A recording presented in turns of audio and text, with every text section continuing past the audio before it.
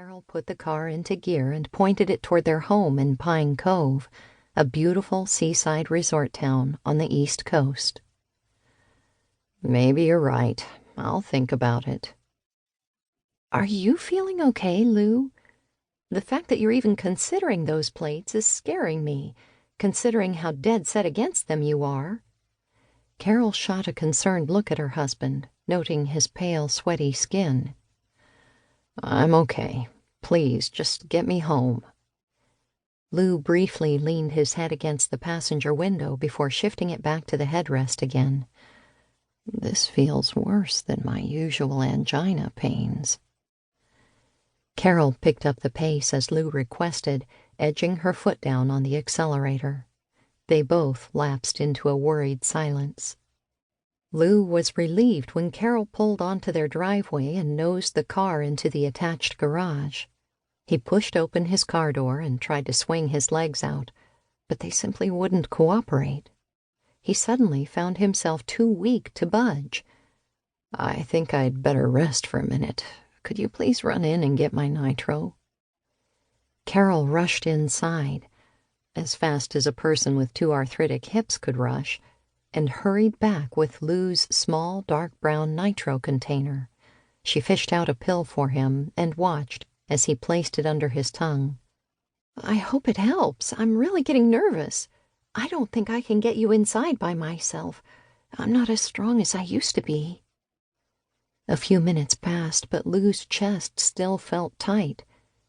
"It's getting harder and harder for me to get air into my lungs. I think I'll try to stand up again." He used his arms to help swing his legs out of the car.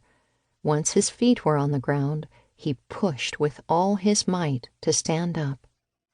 However, he rose only a few inches before sinking down onto his seat again. "I don't like this one bit. I'm going inside and calling the police department. They'll send us help." Lou grunted in agreement and closed his eyes. Dispatcher. Request for first aid at 417 Hanover Road in the garage for a 77-year-old man with chest pains and difficulty breathing. I initially joined the first aid squad back when I was in high school more than 30 years ago. At the time, I spent summers working as an office clerk at the beach. One hot summer day, Alec Waters, a special officer, aka beach cop, who volunteered with the Pine Cove First Aid and Emergency Squad, convinced me to join. I continued to answer calls during my college years, when I spent summers working as a special officer, and postgraduate years, while I studied to become a physical therapist. I feel blessed that I've been able to continue serving my community to this day, answering more than 8,000 first aid and fire calls. "Looks like a detour's up ahead," Meg Potter said on our way to Hanover Road in the ambulance, noting a sign with some accompanying cones in the distance. Meg was a children's social worker. I admired her easy manner and ability to efficiently run a first aid call. "I'll go around and approach Hanover from the other direction," Mason Chapman replied. "It looks like the road is torn apart, so we're definitely not getting through there." Mason, an auto mechanic at a local garage, helped us keep our ambulances in good working order. After a brief delay, we arrived at the first aid call. An older woman, who I assumed was our patient's wife, stood by the curb, waving her arms to attract our attention.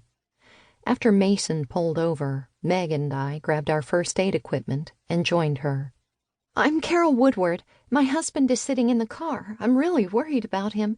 He's had chest pain before, but never like this." We followed Carol up the driveway toward an attached two-car garage. I noticed that a large American flag flapped in the breeze close to the entrance. Once inside, I glanced around the garage. The shelves were lined with the typical stuff, such as half-filled containers of windshield wiper fluid, old cans of paint, several green plastic watering cans, a rusty bicycle pump, and a can of WD-40. I squeezed between the wall and a maroon sedan, heading toward Sergeant Derek Flint and Officer Vinnie McGovern. Sergeant Flint was known for being both